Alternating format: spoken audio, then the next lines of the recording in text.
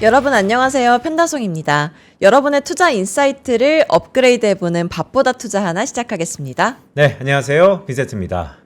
다송 씨, 요즘 디지털 네. 화폐 투자하세요? 저 하고 있죠. 하고 있어요? 요즘에는 비트코인보다 다른 게 좀 훅 뜬다는데.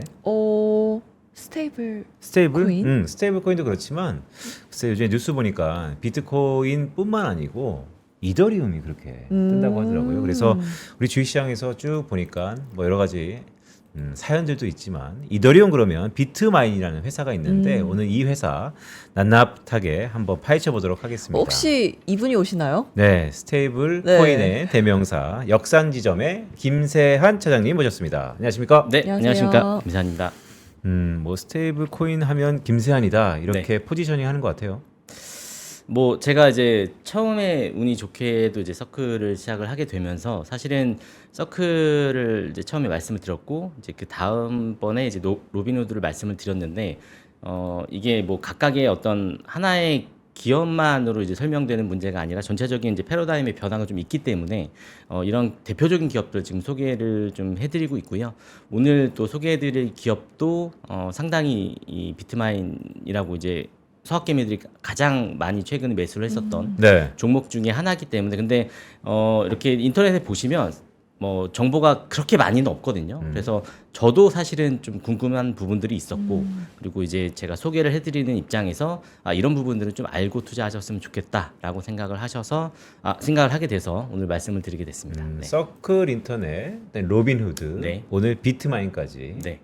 전반적으로 점점 큰 글쎄 트렌드를 보고 있긴 하지만 네. 좀 더 수익화에 가까워지는 이런 종목들로 가고 있다는 느낌이 좀 드는데. 맞습니다. 일단은 뭐 서클도 마찬가지고 로빈후드도 마찬가지고 상장한 지 그렇게 오래된 기업들은 아니었고 특히나 서클은 6월 달에 상장을 했기 때문에 뭐 이제 3개월도 채 되지 않았죠. 뭐 그래서 상당히 아직까지는 초기 변동성이 워낙에 좀 심한 종목들이고 뭐 장기적인 안목에서 봤을 때는 뭐 어느 정도 이제 안정화가 돼 가면서 전반적으로 실적이나 이런 부분들도 계속 나오다 보면은 주가도 이제 우상향할 거라고 생각을 하고 있지만 지금 단기적인 측면에서 봤을 때는 뭐 여전히 불안한 부분들은 사실은 있기 마련입니다. 네.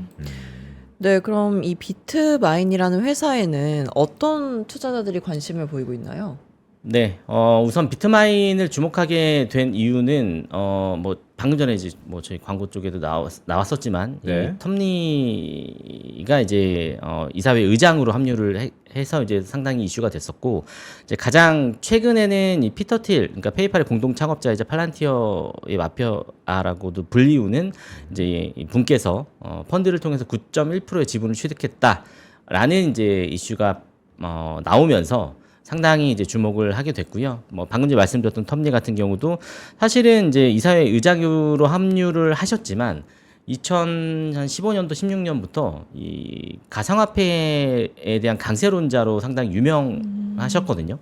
그러니까 여기도 제가 캡처해서 이제 보여드리긴 하고 있지만 이때 2018년에 25,000달러 간다라고 이제 얘기를 하셨는데 이때 2016년 17년도에 거의 한 6,000달러, 7,000달러 네. 그 정도 선이었거든요. 근데 그때도 이렇게 말씀을 하셨는데 사실 가장 중요한 부분은 가상화폐 시장에서 제가 봤을 때 가장 중요한 부분은 단순히 올라간다 떨어진다의 문제가 아니라 어느 정도의 그 가격을 이제 말씀을 해주시는 그러니까 기준을 정해서 말씀을 해주시는 부분이 상당히 투자자들한테 신뢰성을 좀 주고 있다라고 생각을 하고 있고요.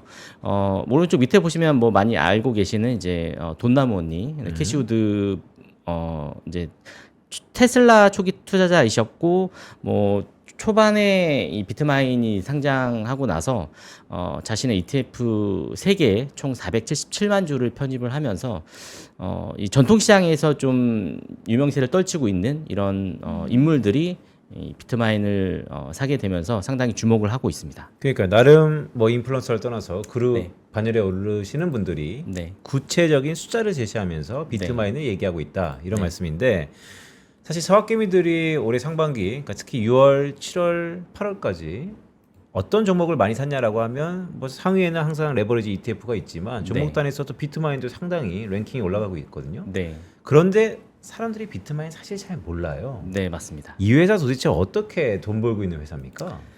비트마인 같은 경우는 이제 처음에는 이 비트코인을 채굴하는 회사로 출발을 했고요.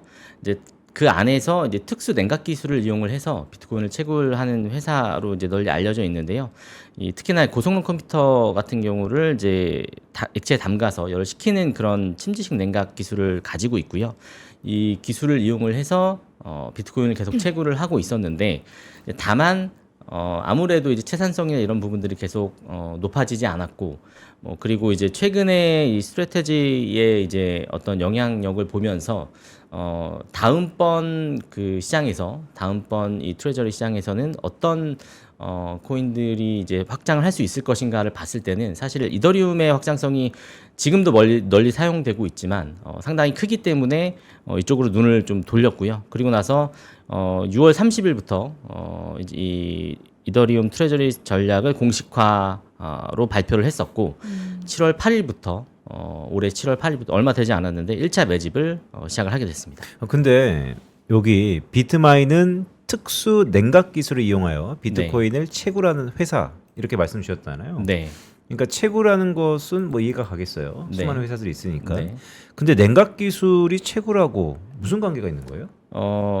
그러니까 컴퓨터로 비트코인을 채굴하다 보면 네. 이제 CPU의 그 열이 이제 잘 식지 않잖아요. 그렇게 되면 효율성이 많이 떨어지기 때문에 그 열을 빨리 떨어뜨려서 더 빠르게 채굴할 수 있는 이제 능력을 이제 보유하고 있는 거죠. 그래서 이 열을 빨리 떨어뜨려서 CPU에 대한 성능을 좀 확보를 하고 그 성능으로 인해서 비트코인을 조금 더 빨리 이제 채굴할 수 있는 그런 기술이라고 보시면 될 것 같습니다. 그럼 그 성과가 어느 정도예요? 사실 성과는 채굴하는 데에서 성과를 측정하기는 조금 어렵기는 하고요. 다만 지금 여태까지의 이제 실적만으로 봤을 때는 다른 여타 회사에 비해서는 압도적인 기술이었다라고 이제 평가를 받고 있고요. 다만 이제 그 단순한 채굴 기술력만으로는 지금 워낙에 비트코인이 요즘에는 사실 뭐 거의 이제 디지털 금과 같은 현상이 좀 돼버렸기 때문에 초기에 그 채굴을 많이 해서 빨리 채굴을 해서 우리가 이거를 자산으로 만들자라고 하는 이제 이슈에서 조금 벗어난 부분들이 있고요.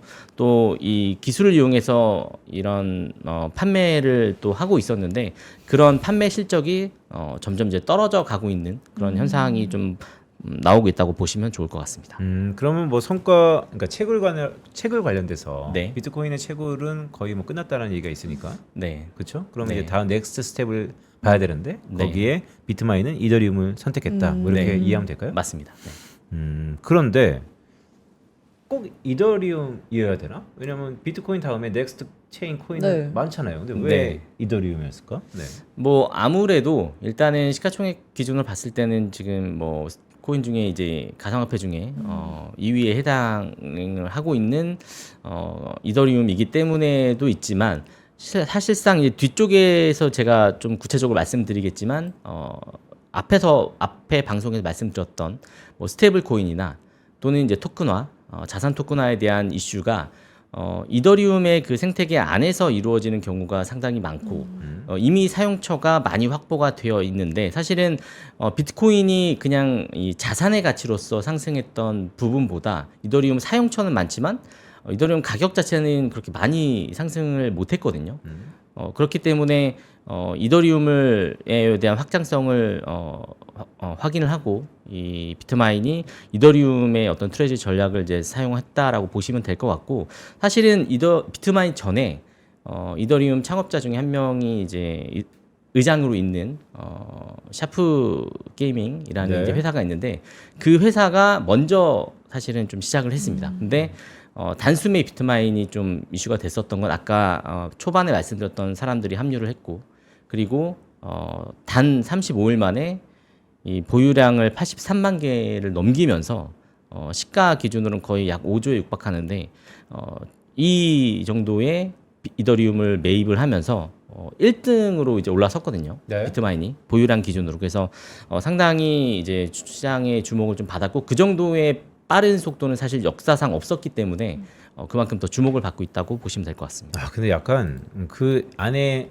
스페시픽한 에피소드가 좀 중요할 것 같아요. 왜냐하면 네. 꽤 과하게 네, 모집 매집을 했잖아요. 과하게. 네. 그거는 회사의 어떻게 보면 운명이 걸린 결정인데 네. 지금이야 잘 됐으니까 박수치고 좋아하지만 당시에는 상당히 리스크 요인이었지 않을까라는 생각이 좀 드는데 네, 어떤 물론 사연이 있나요? 저도 이제 그렇게 생각을 하는데 사실 이 부분이 오늘 말씀드릴 부분 중에 가장 어떻게 보면 핵심이라고 볼 수 있는데요. 이 비트코인을 이용해서 이제 스트래테지 같은 경우는 이미 발행을 하고 또 증자를 하고 또 부채를 발행해서 또 비트코인을 사고 이제 이런 선순환 구조가 지금 어느 정도 시장을 통해서 확인이 됐기 때문에 그렇다라고 한다면 이더리움도 충분히 이제 그 확장성을 가지고 뭐 단순히 이제 비트코인은 그냥 뭐 가치에 대한 상승만을 기대할 수 있겠지만 이더리움은 여러 확장성이 있기 때문에 그런 부분들을 가지고 훨씬 더 이 시장을 키울 수 있다라는 이제 믿음이 좀 생긴 거라고 보시면 될 것 같고 다만 이제 좀 중요한 부분은 이 톱니 의장에 따르면 전체 발행량의 5%를 확보하겠다라는 비전을 제시를 했거든요. 그러니까 처음에 스트래테지가 비트코인을 매입을 하겠다라고 발표를 했을 때 사실 구체적인 어떤 숫자라던가 뭐 이런 전략이라던가 이런 부분들은 딱히 이제 없었고 그냥 단순히 우린 재무 전략으로 비트코인을 사겠다, 계속 사겠다라는 그 부분만 얘기를 했기 때문에 시장에서 조금 신뢰성이 부족했었는데 비트마인 같은 경우는 초반부터 구체적으로 숫자를 명확하게 제시를 하면서 이 시장의 어떤 신뢰를 계속 쌓아가고 있다고 보시면 될 것 같습니다. 그러니까 스트레이티지는 비트코인을 일단 산다. 네. 묻지 마 일단 산다. 네. 그냥 내가 산다. 네. 비트마인은 뭔가 숫자를 지시하니까 네. 뭔가 이유가 있겠거니 네. 라는 그런 생각 좀 있었다. 이렇게 네, 해석하면 맞습니다. 될까요? 네.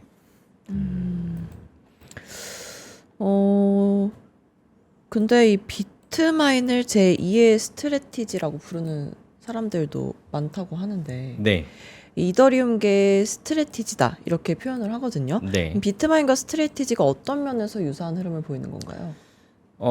우선은 전체적인 이 트레저리 전략 자체가 비슷하다고 볼 수는 있는데 사실 이제 어떤 코인을 가지고 사용하느냐에 따라서 그 코인의 특성이 좀 다르기 때문에 그런 부분들 좀 이해하실 필요가 있는데 제가 준비해온 장표를 좀 보시면 네. 일단 이 비트코인 같은 경우는 지금 디지털 골드화가 좀 돼가고 있고요.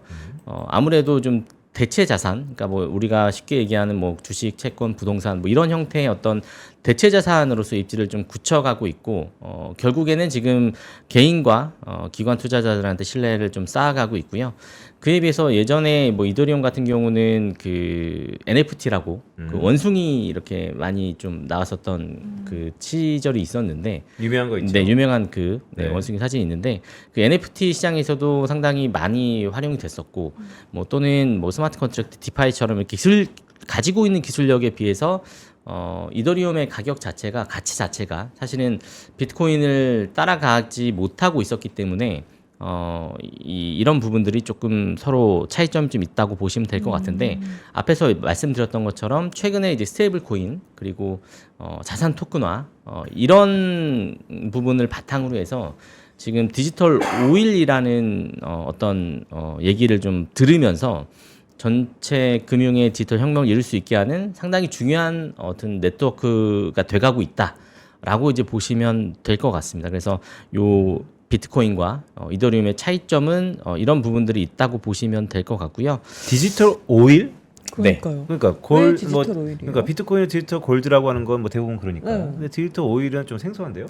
뭐 아무래도 이제 오일이라고 하면 우리 생활 곳곳에 이제 쓰이잖아요. 뭐 우리가 실생활에서는 잘 못 느낄 수 있겠지만 어쨌든 뭐 그냥 뭐 단순히 주유를 하러 가는 부분도 마찬가지고 네. 뭐 이런 소비재나 이런 여러 부분에서 오일이 이제 들어오기 때문에 이제 그런 우리가 실생활에서 이제 실제로 이용하는 그런 이제 원자재 형태라고 이제 보시면 될 것 같은데 이 이더리움 같은 경우도 그 생태계를 이용을 해서 우리가 그 안에서 실제로 결제를 하고 또는 뭐 송금을 하고 뭐 그 안에서 또 어떤 투자를 하고 이런 부분들이 우리 실제 생활에서 이루어질 수 있다라는 그 개념으로 생각을 하시면 좋을 것 같고요.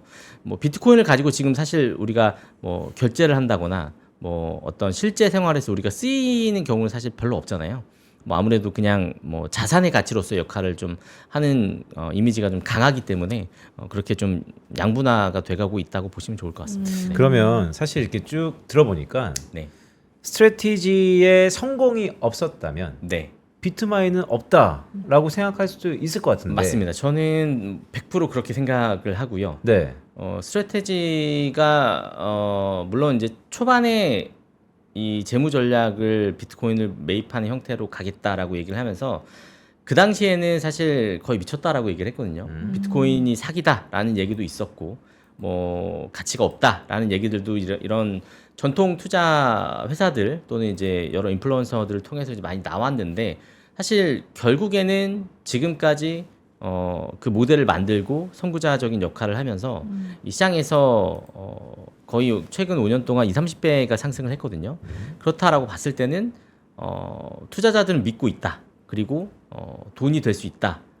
이런 부분들이 같이 결부가 되면서 결국에는 뭐 최종 마지막은 어떻게 끝나든 사실 저는 드라마틱하다라고 생각을 하는데 그 과정에 있어서는 충분히 증빙을 하고 있다라고 생각을 하고 있습니다. 네. 그러니까 우리가 비트마인도 사실은 잘 알려지지 않고 물론 서학개미들의 매수 상위 랭킹돼 있지만 네. 대부분 사람들은 아직까지 좀 생소하단 말이죠. 맞습니다. 그런데 스트레이티지도 더 생소한 분들도 있어요. 네. 이 회사는 도대체 어떻게 기원이 되는 겁니까? 네, 그래서 오늘 비트마인이라는 회사를 말씀을 드리기 위해서 이 스트래테지가 어떻게 시작을 했고 그리고 어떻게 비즈니스 모델을 가지고 있고 또 어떻게 자금 조달을 하고 이런 부분들을 좀 말씀을 드릴 건데, 그러니까 저도 이제 조사를 하면서 리서치를 하면서 좀 깨달았는데 상당히 신박하더라고요. 여러 가지 이슈가 좀 많은데 일단은 처음부터 좀 소개를 드리면 네. 이 스트래테지 같은 경우는 이 MIT에서 항공우주 엔지니어링을 전공한 마이클 셀러가 24살에 이제 소프트웨어 회사로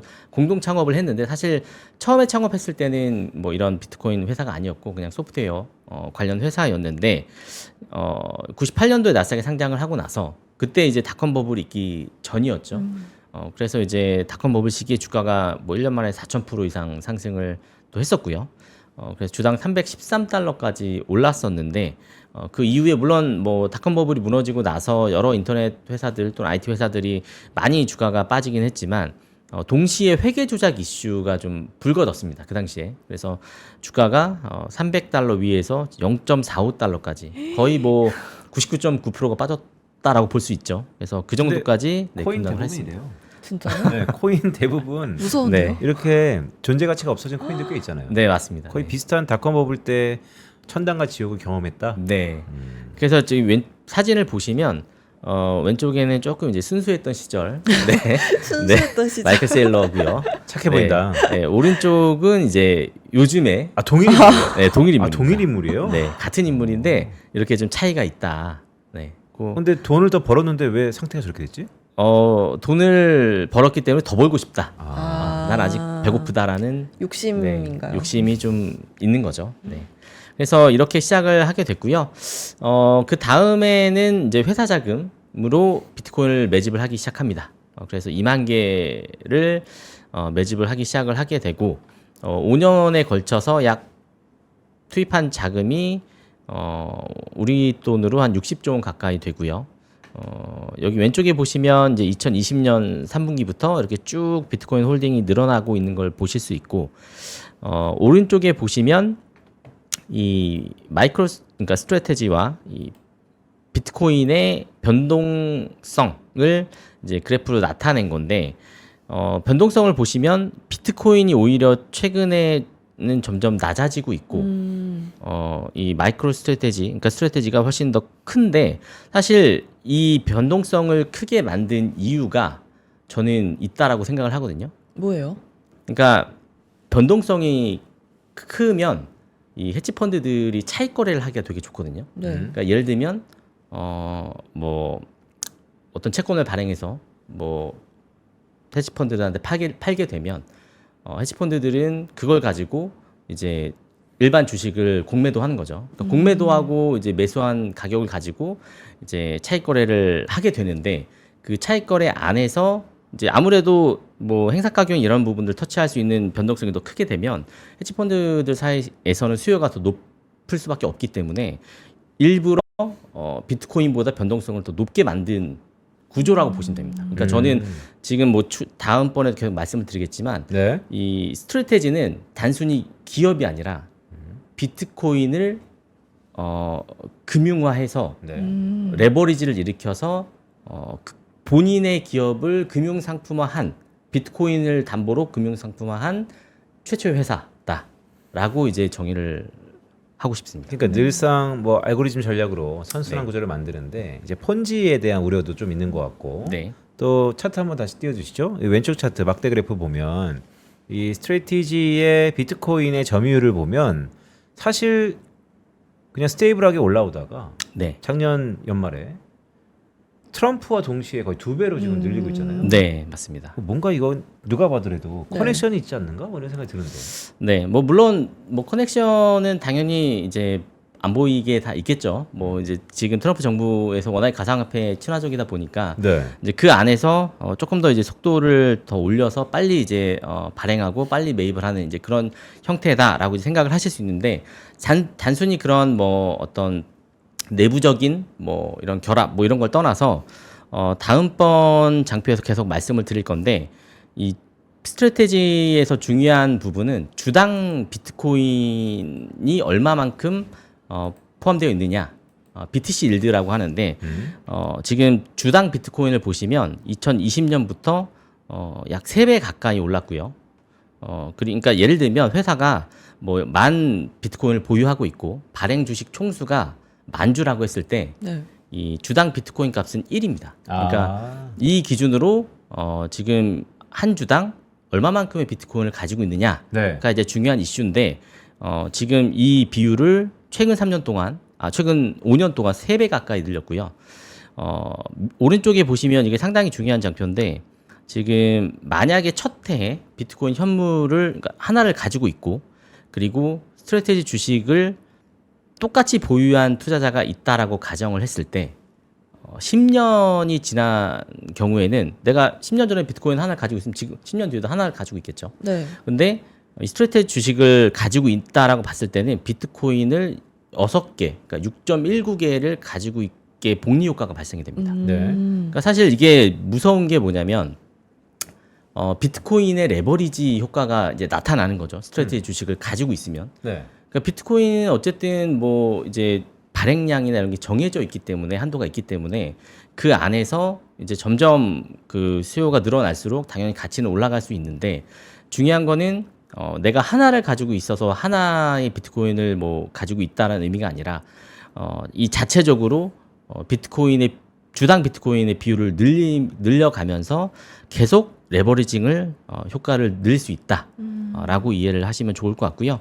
그래서 이게 수익률에 어떤 변화가 있느냐를 비교를 해보면 지금 뭐 단순히 뭐 5년 기준으로 봤을 때 이 비트코인 같은 경우는 800% 정도였고요. 이 스트래테지는 최근에 조금 빠지긴 했지만 거의 2,300% 넘게 상승을 하면서 약 3배 가까이 차이가 나거든요.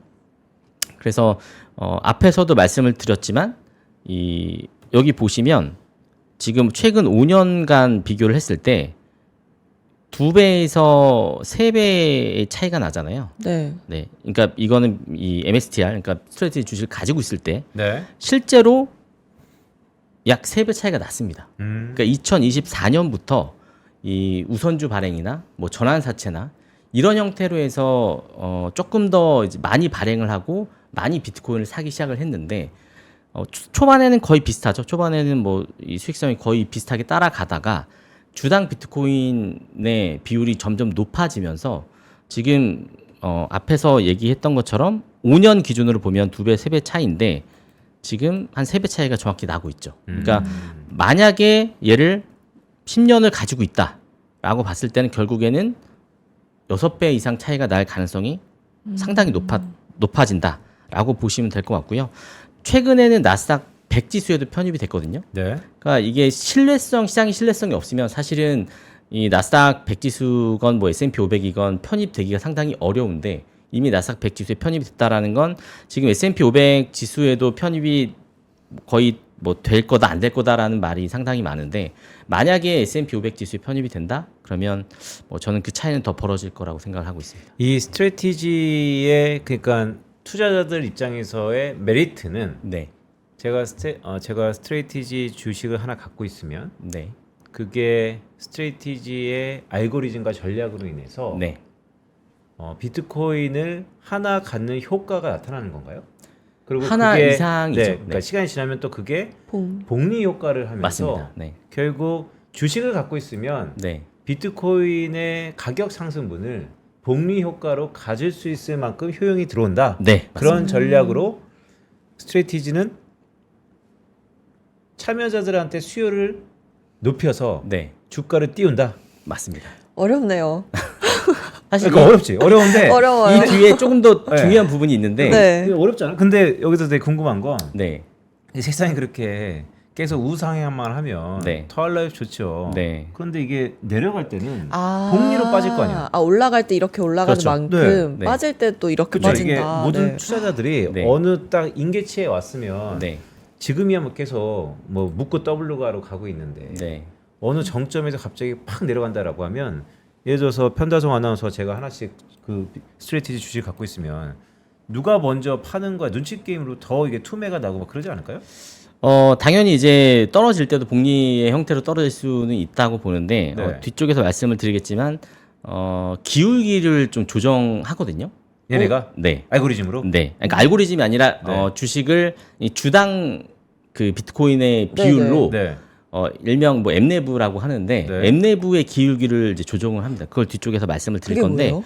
일단은 이 엠내부가 뭐냐면 네. 회사의 시장 가치를 회사의 시가총액이 있을 거 아니에요. 음. 그 시장 가치를 이 비트코인 보유 가치로 나눈 가격이거든요. 네. 그러니까 보유 비트코인 대비해서 이 주식의 가치가 어느 정도냐라는 건데 사실 이거는 상대강도 그렇죠. 네. 네. 이거는 그러니까 뭐 일반 회사로 따지면 뭐 PBR과 비슷하다라고 볼 수 있는데 이거는 스트레테지 홈페이지 처음에 가면 항상 나오거든요. 근데 여기 보시면 3년간 기준으로 봤을 때 한 0.7에서 4 범위에서 이제 움직이고 있고요. 최근에 제가 엊그제 봤을 때는 1.63배였습니다. 그러니까 이거 너무 큰데 최근 3년간 볼러털리티가 0.7에서 4면 저는 네. 엄청 커 보이는데요. 맞습니다. 이제 이 최근 3년 기준으로 보면 그렇게 큰데 아까도 말씀드렸지만 최근 3년 동안에 매입한 비트코인이 그만큼 많기 네네. 때문에 그만큼 변동성이 더 커졌다라고 보시면 될 것 같고 더 불안한데 왜냐면 이거는 이제 올랐을 때 이러니까 네. 이게 내려갈 때는 그럼 이만큼 볼러털리티가 더 커진다는 거잖아요. 그렇습니다. 근데 뭐 어쨌든 지금 현재 가치는 1.63이고요. 네. 이게 평균적으로 보면 그래도 2.2에서 3 사이거든요. 그러니까 지금 1.6이라는 거는 어느 정도 이제 매수 타이밍이 좀 될 수 있다라고 보는데 지금 여기 보시면 각각 엠내부가 4배 이상일 때, 중간일 때, 2.5배 미만일 때. 아니야 이거는 짚고 넘어가야 돼. 왜냐면 네. 이게 평균이 무의미한 게 네. 볼러털리티가 이게 큰데 네. 이게 평균이 무슨 의미가 있습니까? 계속 커지고 계속 내려가는데. 사실 평균이 의미는 찾을 수는 없죠. 근데 네. 평균에 따라서 이 스트래테지의 전략이 바뀌기 때문에 전략이 바뀐다. 네. 그때 전략을 바꿔서 그쵸. 그러니까 어떤 네. 때는 비트코인을 신주를 발행해서 비트코인을 매수하고 네. 어떤 때는 주식을 부양하기 위해서 뭐 채권을 발행해서 부양을 목적으로 해서 뭐 자사주를 매입한다든가 네, 소각한다든지. 네, 등등. 소각한다든가. 저는 되게 궁금한 게 그거를 누가 하냐고요. 그걸 알고리즘이 하느냐 아니면 여기 뭐 의사결정자들이 네, 대부분 셀러가 합니다. 의사결정. 위험해요. 위험해. 근데 원래 이거 어느 정도 위험성이 있는 걸 네. 알고 하는 네. 거 아닌가요? 이 정도 사실- 이렇게 위험한지 알고 투자하시는 분들 없을 것 같은데. 네, 이 정도로 이제 리스크가 있다라는 거는 뭐 아시는 분도 계시겠지만 모르시는 분이 더 많을 태반일 거라고 것 같은데. 생각을 하는데, 그러니까 이 셀러는 이렇게 얘기를 하거든요. 지금은 변동성만으로도 회사 자산이 비트코인이 70% 80% 빠져도 회사 자산은 그 이상 남는다라고 얘기를 하거든요. 자산이 남는 게 뭔 상관 있어요? 내 가치가 이렇게 떨어지는데. 그렇죠. 그러니까 가치가 살아있는데 뭔 상관 있어요? 네, 그게? 정말 손 쓸 수 없이 떨어진다라고 했을 그러니까요. 때는 어쩔 수 없지만 저는 개인적으로 지금 비트코인이 이 정도까지 이제 시장의 참여자들을 신뢰를 받고 시가총액이 커졌다라고 봤을 때는 지금 가격에서 7-80% 이상 빠질 가능성은 거의 낮다라고 생각을 하고요. 물론 개인적인 생각입니다. 개인적인 생각인데 어쨌든 그런 부분들이 이제 뭐 제 생각이고 이 자료 안에서도 이 스트래테지가 지금 1.6 정도기 때문에 네. 그러니까 오른쪽에 보면 가격이 있거든요. 네. 이 가격과 엠내부를 비슷하게 조정을 하는 거예요. 그럼 그러니까 지금은 이 시기인가요? 그렇죠. 지금은 이제 발행을? 요 네. 210에서 600달러 요 사이에 있고 그리고 2.5배 미만일 때는 주식 발행을 좀 제한적으로 하면서 대신 부채 관리나 이제 배당금의 이런 부분들을 사용을 하는데 뒤쪽에서도 말씀을 드리겠지만 그래서 최근에 우선주를 많이 발행을 했습니다. 거기다가 또 우선주까지. 네. 제가 볼 때는 물론 모든 투자가 네. 이런 불안한 가운데 있으면 어떻게 돈을 벌겠습니까? 네. 모든 것은 다 긍정적인 마인드로 접근해야죠. 네. 하지만 그의 행태를 보면 네. 이거는 약간 폰지랑 가깝다는 생각이 좀 드는데, 물론 아까 김세환 사장님이 잘 말씀 주셨지만 그렇기 때문에 비트코인에 대한 전망이 밝은 분들이 사겠죠. 네. 하지만 이 안에서 비트코인의 전망이 밝은 것과 이 회사가 하는 전략은 약간 또 괴리가 있다는 생각이 들어서요. 네. 그러니까 최종적인 목표는 비트코인은 결국엔 우상향한다. 라는 믿음으로 이 스트래테지 주식을 이제 사시는 분들의 입장은 이제 그건 거고요.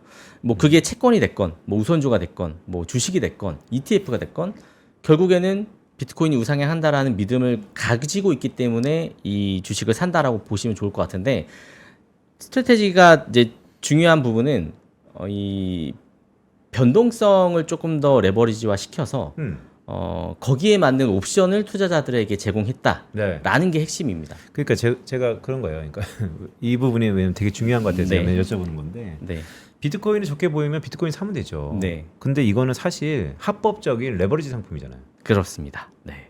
괜찮아? 이왕 할 거면. 알겠습니다. 네. 할 말이 없네. 네, 최근에 그러니까 우리나라 그 투자자분들의 특성이긴 하지만 네. 항상 테슬라 2배짜리 레버리지 ETF가 순위에 있거든요. 네. 뭐 2배짜리 또는 뭐 반도체 3배짜리. 근데 결국에는 이 장기적으로 보유를 하고 있으면 스트래테지가 비트코인의 5배, 6배 레버리지 상품이다라고 이해를 하셔도 좋을 것 같습니다. 자극적인데. 네. 그리고 추가적으로 말씀을 드리면 제가 이 자금 조달하는 방법을 계속 이 스트래테지가 어떻게 하는지를 좀 봤는데 미국 같은 경우는 뭐 ATM이라고 많이 아시겠지만 시장가 공모 형태로 그냥 유상증자를 해서 뭐 개인이나 기관이 바로 매입할 수 있도록 하는 형태가 있는데 이 나머지 두 개가 중요하거든요. 그러니까 첫 번째는 전환사채, 그리고 두 번째가 우선주 발행인데, 일단 전환사채부터 말씀을 드리면 이 스트래테지가 최근 1년간 약 82억 달러에 해당할 전환사채를 발행을 했거든요. 근데 이 규모가 단일 기업 역대 최대 규모입니다. 그러니까 그만큼 많이 발행했다라고 보시면 되는데, 밑에 있는 게 이 전환사채에 대한 디테일인데, 여기 보시면 이자율이 0%예요. 그러니까 내가 네. 깜짝 놀랐어요. 그냥 무차입이네요. 네. 무차입으로 지금 거의 50억 달러, 그러니까 6조 7조 가까이를 그냥 이자율 없이 빌린 거죠. 진짜 쉽게 비즈니스 하네. 근데 중요한 거는 이렇게 발행을 했을 때 네. 수요초가 없으면 발행할 수 없거든요. 그렇죠. 수요가 있기 때문에 이자율 0%로 발행할 수 있었다라고 생각을 하시면 됩니다. 그럼 누가 그걸 사줬냐? 네. 아까 말씀드렸던 헤지펀드 아. 들이 전환사채를 사고, 그 다음에 뭐 그냥 주식을 공매도 하고, 이런 식으로 차익 거래를 주로 많이 하기 때문에. 근데 사실 이렇게 되지 않을까요? 이런 게 있어요. 뭐냐면 제가 편다선한테 저한테 돈 얼마 정도까지 빌려줄 수 있어요? 네, 물어보는 거예요. 아, 진짜 물어보는 거야? 안 빌려주는 거야.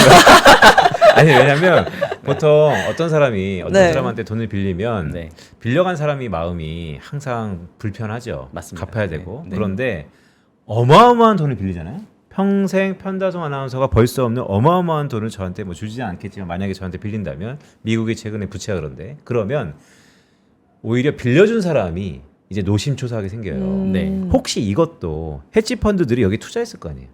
저는 했다라고 생각을 합니다. 그러니까 뭐 그리고 공식적으로는 네, 아니고, 결국 네. 이거는 같이 나의 돈이 이 회사가 잘못되면 무너지는데, 네. 돈을 어쨌든 전환사채를 발행하는데 그 제로 쿠폰을 주든 마이너스 쿠폰 을 줘도 반영될 것 같은데, 네, 맞습니다. 그거를 이용하는 거 아닌가. 네. 그래서 사실은 이 이자율을 보시면 뭐 이 전에 2024년 초반에 발행했던 건 그래도 뭐 0. 몇 프로 정도는 있었거든요. 네. 근데 최근에 2024년 11월과 2025년 2월 달에 발행한 전환사채 같은 경우 아예 이자율이 없고 이게 딱 트럼프 당선이잖아요. 맞습니다. 그러니까 내가 볼 때는 이게 약간 의심스럽다니까. 네, 분명히 누가 그랬다고 뭐 연결고리가 네. 네, 있을 거라고 생각을 하는데 어쨌든 이 오른쪽에도 보시면 이 평균 전환가 같은 경우도 이 기준 주가 대비해서 상당히 높거든요. 문제가 많아 보입니다. 네. 문제는 많지만 결국에는 이 수요를 예측을 했고 네. 또 수요자가 있었고 그러므로 인해서 주가는 또 부양이 되고 네, 이런 사이클이라고 보시면 될 것 같고요. 물론 우리가 또 이제 증권회사에서 네. 증권방송이고 또 요즘에 되게 핫한 테마니까 타픽이니까. 네. 근데 우리나라 사학개미들이 상당히 이 주식을 많이 들고 있다는 게 문제고 네. 이렇게 꼼꼼히 알면서 주식 투자하시는 분들은 상당히 없을 거라는 생각이 좀 들고. 네, 맞습니다. 그런데 오늘 시간 엄청 지났지만 또 사실 오늘 스트레티지가 아니고 비트마인 얘기하려고 그러게요. 왔잖아요. 네. 저 순간 착각했어요. 그런데 내가 왜 이러냐면 네. 비트마인이 네. 스트레티지의 성공을 보고 자기가 따라했다면서요. 맞습니다. 그래서 제가 이제 네. 스트래테지의 비즈니스 모델 네. 그리고 이 신박한 자금 조달 방법 결국에는 이 프로세스를 따라갈 가능성이 상당히 높기 때문에 더 하겠지. 그렇죠. 그래서 이거보다 먼저 더 설명을 하겠죠. 해주신 거예요. 네, 맞습니다. 그런데 저는 이것부터가 좀 불안하지 않나 하는 생각이 좀 들어서 네. 계속 제가 뭐 딴지 거는 건 아니지만 여쭤보는 거예요. 그래도 네네네. 비트마인과의 차이점이 있지 않을까요? 갑자기 네. 공격적이 됐지? 제가 비트마인이랑 차이점 말씀드리기 전에 네. 요 우선주도 한번 말씀을 드려야 되거든요. 우선주? 네. 네. 우선주를 보통은 이제 보통주가 있으면 한 개 정도만 발행하는 게 평균이거든요. 근데 이 스트래테지는 4개를 발행했습니다. 4개를 발행해서 그 중에 이제 2개만 말씀을 드리면 이 STRC 그리고 STRD라는 게 있는데 밑에 보시면 뭐 일반 우선주나 뭐 모기지나 뭐 이런 뭐 롱텀 본드 이런 거보다 훨씬 더 이자율이 높죠. 그러니까 이 STRC 같은 경우는 배당금이 연 9% 수준인데 대신 매달 지급해주고요. 그리고 25bp 이상 감소 제한이 있습니다. 배당금에 대한. 그러니까 그 밑으로 그치. 네. 만약에 배당금이 내려간다. 허들 레이트가 있는 거죠? 미지급시한다. 그러면 복리가 적용이 되고요. 그러므로 인해서 고정 수익에 대한 목적으로 이 STRC 그러니까 우선주를 사는 법인들이 상당히 많다. 나는 감 잡았어. 이게 뭔지 알아? 왜요? 어떤 상품 가입할 때 네. 정관에 진짜 알아듣지 못하게 꼬아서 해갖고 뭔 얘기인지 몰랐는데 나중에 어쨌든 더 준대. 이거 비슷한 것 같은데? 네, 거의 뭐 비슷한 얘기입니다. 뭔지 모르는데 어쨌든 더 준대. 근데 안 네. 들어가. 근데 여차하면 2배 줘, 3배 줘, 뭐 이런 거잖아요. 네. 냄새가 납니다. 네, 저는 그리고 여전히 네, STRD도 뭐 약간 다르긴 형태는 다르긴 하지만 조금 더 금리를 이제 높게 주고 대신 뭐 주가 상승 시 이런 주가 차익도 같이 기대를 해볼 수 있는 우선주의 형태인데 우선주만으로도 거의 엄청나게 많은 돈을 조달을 했거든요. 근데 중요한 거는 아까 앞전에 말씀드렸던 비트코인의 비율이 있잖아요. 네. 주당 비트코인 비율. 그거는 보통주의 기준입니다. 그러니까 우선주로 발행을 해서 내가 조달을 해서 돈을 받아서 비트코인을 사면 보통주에 영향이 없기 때문에 네. 보통주는 가만히 있지만 비트코인의 비율이 늘어나는 거죠.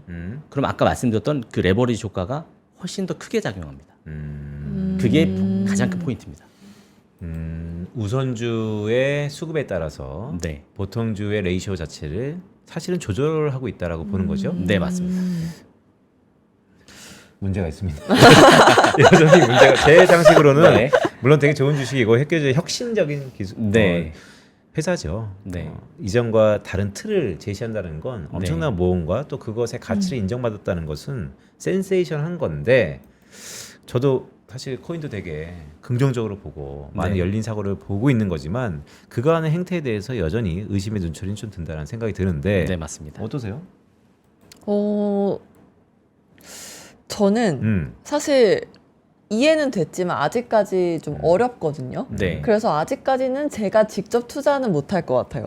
왜냐면 좀 더 이해가 되고 뭔가 이게 눈에 보여야 투자를 하는데. 거꾸로 이해가 되면 투자 안 하지 않을까? 그럴 것 같은데. 그렇죠. 그러니까 지금까지 네. 제가 말씀드렸던 내용을 쭉 보시면 이걸 몰랐었는데 그러니까 대부분 네. 그럴 것 같은데 사고 나니까 이런 거였어요. 그래요? 저는 이거 좀 투자 안 하면 이런 거 보면 오? 네. 진짜? 약간 성향이 상당히 네. 이제 공격적인 네, 그래요? 성향이 그래서 성향 비슷하다 그러던데. 네. 그런가? 네. 네, 그래서 뭐 앞에서 이제 말씀드린 내용들은 이 스트래테지의 비즈니스 모델과 이 자금 조달이 얼마만큼 비트코인 가격과 주가에 영향을 미칠 수 있느냐에 대한 부분이었고, 지금부터 또 말씀드릴 내용은 그래서 비트마인은 이 스트래테지의 모델과 어떤 부분이 다르고 또 어떻게 이 비즈니스를 시작을 할 것인가에 대한 부분을 말씀을 드리려고 하는데 네. 뭐 우선은 이 두 개를 이렇게 비교 분석해서 보시면 소프트웨어 회사와 뭐 채굴 회사로 시작을 했지만 결국에는 뭐 비트코인과 이더리움 트레저리 회사로 이제 가고 있고요. 뭐 크립토 보유량은 워낙에 많이 차이가 나죠. 워낙에 이 스트래테지가 먼저 시작을 했기 때문에. 그리고 뭐 시가총액도 당연히 뭐 스트래테지가 워낙에 크고 이제 다만 이 이더리움 같은 경우는 이 스테이킹으로 수익화를 할 수 있다라는 부분이 비트코인과는 좀 가장 차별화되는 어떤 장점이라고 볼 수가 있고요. 스테이킹 그러니까 곧 전당포 서비스. 네. 네. 그러니까 뭐 은행으로 따지면 예금의 그쵸? 형태인 거죠. 지금 지니어스 이더리움을, 액트에서는 지금 불허하고 있죠. 네. 근데 보통 최근에 제가 이제 이유를 보니까 금리를 보니까 한 2%에서 3% 정도 사이더라고요. 많이 떨어졌네요. 네. 그러니까 이게 뭐 수요와 공급에 따라 좀 달라질 수는 있는데 비트코인이 지금 총 공급된 발행량이 한 1억 2천만 개 정도 되거든요.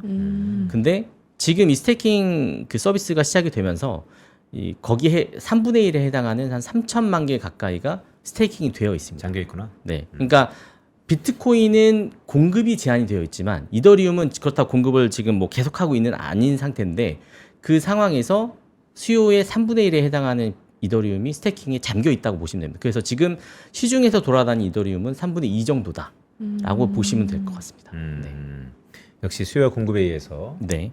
균형점에서 가격이 결정되는데 네. 스테이킹 서비스로 인해서 상당한 유동화의 네. 일부 제약이 있다. 네, 맞습니다. 아니 근데 차장님 오늘 비트마인 소개하러 나오셨는데 네. 지금 비트마인은 시작도 못했잖아요. 네, 맞습니다. 시간 많이 됐네. 아니 다음에 다시 나와주시면 안 돼요? 다음 네. 주에? 안 그래도 네. 제가 이거를 자료를 준비를 하면서 이거를 1시간 뭐 4, 50분 안에 다 네. 말씀드리기는 너무 어려울 것 같다. 아니 그냥 결론만 얘기하고 그냥 갔으면 안 돼요. 이게 고민되는데 나 이거. 결론은 이제 끝에 말씀을 드려야 될 것 같고. 친구가 끝났어요. 네, 스트래테지 오늘 스트래테지 얘기만 하다가 이제 네. 끝나게 되고 있는데 네. 네 이렇게 어. 가시면 오늘 스트래티지 소개하러 오신 거예요. 네, 그래서 제가 다음 주에 네. 원래는 어. 제가 다음 주에 일정이 아니었는데 네. 네. 1부와 2부로 좀 이렇게 나눠서 말씀을 네. 좀 드리려고 하고요. 맘대로? 그건 이제 협의를 통해서 네네. 네, 이 아, 출연자와 그러니까 협의를 통해서 다음 주에도 못다한 얘기들이 쭉 있다. 맞습니다. 라는 말씀이시죠? 네. 아 근데 어떻게 할까? 우리 그런 적이 없잖아요. 아, 근데 저는 음. 궁금해졌어요. 고민이었어. 그리고 빈센트도 계속 네. 듣고 네. 이 갸우뚱 지금 하시잖아요. 왜냐면 이 정도로 약간의 이견들이 있는지는 사실 몰랐고 김세현 차장이 가져오시기 전에 그냥 비트마인 글쎄 뭐 이더리움과 비트코인의 뭐 그런 차이인가라고 봤는데 스트래티지의 기업의 행태를 보니까 야 이거 잘못하다가 내 주변에서 이렇게 알고 투자하시는 분들이 얼마나 있을까라는 네. 의구심이 좀 들었고 그래도 또 편다성 아나운서 둘이 짠 거야? 약간 또 이거 한 번 더 하자니까 네. 고민이 많네요. 네. 어떻게 해야 될지. 알겠습니다. 그러면 뭐 네. 다음 주에 저희가 매주 사실 적시성 때문에 섭외를 하고 있는데 한번 무리를 해서도 바꿔볼 생각은 있는데 그래도 오늘 어쨌든 장시간 오늘 결론은 뭡니까? 네 오늘 결론 말씀해 주셔야죠. 오늘의 결론은 비트마인은 스트래테지보다 더 빠르고 강력하다. 오. 그러면 라는 겁니다. 그러니까 스트래티지도 이런 이견이 있는데 그럼 네. 비트마인은 더 이견이 많다는 얘기 좀 할 수 있는데 알겠습니다. 그러면 오늘은 일단은 이렇게 가름을 하고요. 저희 다음 주에 빨리 김세한 차장 불러가지고 사실 비트마인 얘기하라고 오늘 모셨었는데 스트래티지 얘기만 쭉 하다 왔네요. 다음 주에도 이러다가 스트래티지 얘기만 쭉 하다 가는 거 아니에요? 이미 오늘 스트래테지 얘기를 많이 드렸기 때문에 네. 다음 주는 이 두 회사를 좀 비교를 네. 해드릴 거고 네. 그리고 이제 비트마인과 또 이더리움에 대한 생태계에 대한 얘기 그리고 이제 향후에 뭐 그래서 주가나 뭐 이더리움의 가격이 어떻게 될 것인가 이런 부분들에 조금 더 초점을 맞춰서 말씀을 드리려고 합니다. 네. 알겠습니다. 네, 최근 가장 핫한 종목과 산업이기 때문에 저희가 다음 주에도 김세한 차장님 모시고 다음 주에는 진짜 비트마인에 대해서 알아보도록 하겠습니다. 자, 오늘 도움 말씀 고맙습니다. 네, 감사합니다. 다솜 씨, 네. 이해했어? 처음보단 많이 이해가 된 것 같습니다. 살 것 같아? 사야 될 것 같아? 다음 주에 들어봐야죠. 알겠습니다. 네. 네. 오늘 김세한 차장님과 함께했고요. 이어지는 다음 코너 마켓 이슈 하나하나에서는 지금 시장 흐름 어떤지 함께 살펴보도록 하겠습니다. 잠시 광고 듣고 다시 만나보도록 하겠습니다. 부장님, 요즘 입맛이 통 없어요. 왜? 요즘 투자가 잘 안 되나 봐? 제가 산 것만 떨어져요. 어떻게 하죠? 그렇다면 밥보다 투자 공부해보는 건 어때? 매일 오전 11시 남들보다 한 발 앞서가는 당신을 위한 든든한 투자 정보가 찾아옵니다. 지금 꼭 사야 할 핵심 종목과 시장의 향방에 대한 명쾌한 예측, 미리 준비해야 할 투자 트렌드까지 꾹꾹 눌러 담아드립니다. 밥보다 더 든든한 계좌를 원하세요? 밥보다 투자 하나 많은 시청 부탁드립니다.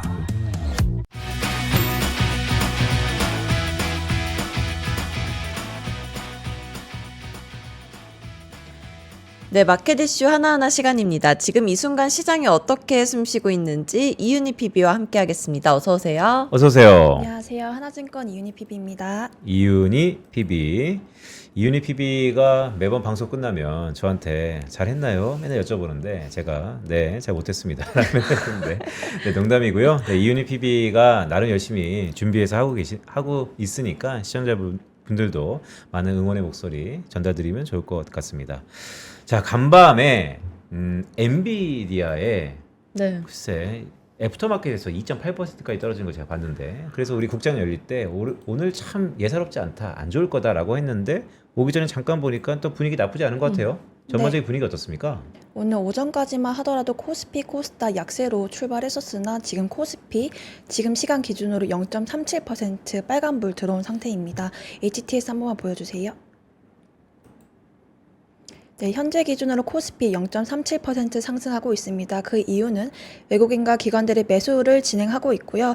코스닥 같은 경우에는 소폭이지만 외국인 기관이 약세 매도를 하면서 지금 코스닥은 약세로 진입이 된 상태입니다. 선물 같은 경우에는 외국인들이 6천억 정도 매수를 하면서 지수 상승을 이끄는 모습입니다.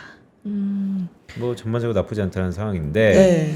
저 SK하이닉스 너무 궁금해요. 왜냐하면 엔비디아의 실적 뭐 사실 좋았죠. 근데 컨센서스 대비 하회했다는 얘기가 있으니까 데이터 네. 센터 쪽에서 오늘 삼성전자와 SK하이닉스는 어떻습니까? 오늘 삼성전자 같은 경우에는 여전히 약세 흐름을 보이고 있고요. 하이닉스 같은 경우에도 오늘 약세 흐름 보이는가 싶더니 지금 현재 1.63% 상승 출발하고 있습니다.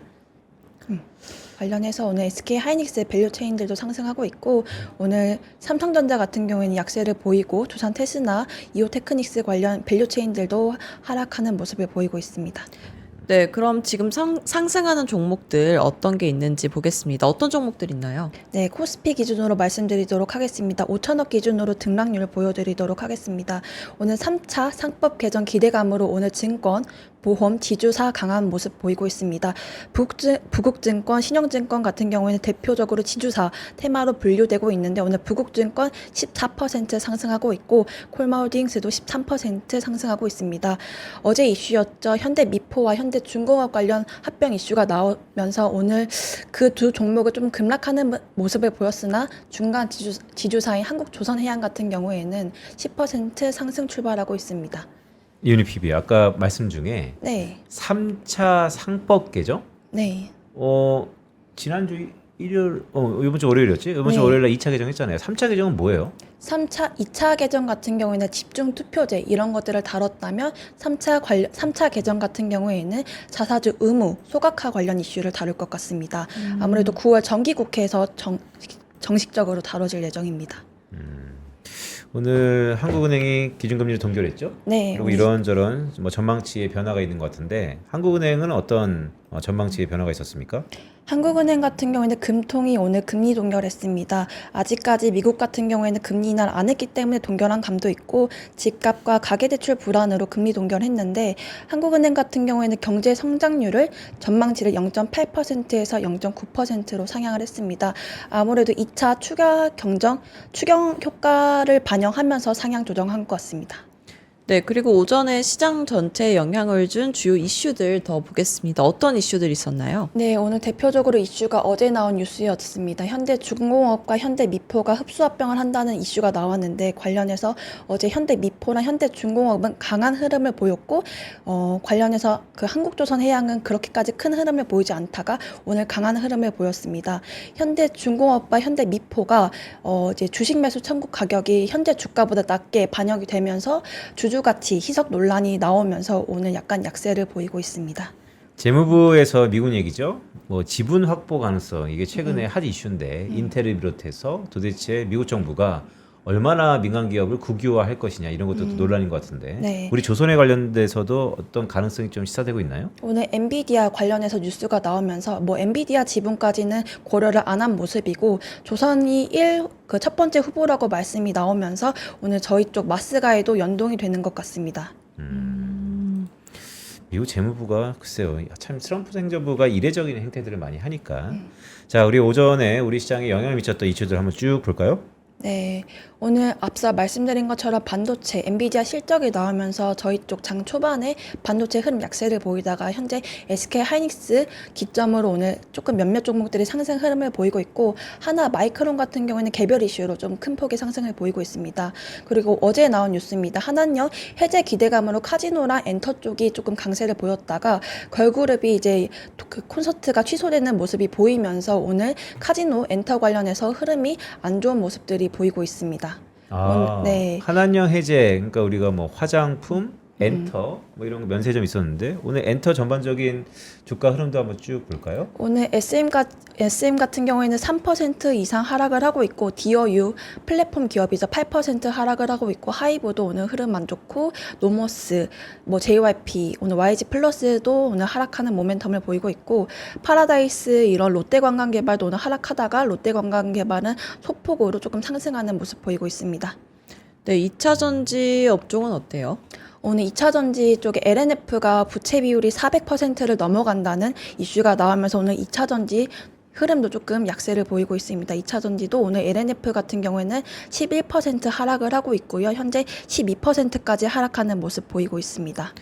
네, 그리고 그 노란 봉투법으로 로봇주가 음. 많이 상승을 그렇죠. 했었잖아요. 이번 주 월요일 날 시세가 좀 분출했었죠. 네, 오늘은 좀 어떤가요? 오늘 같은 경우에는 원익홀딩스는 이제 지주 플러스 로봇 관련해가지고 오늘 6.93% 상승하고 있고요.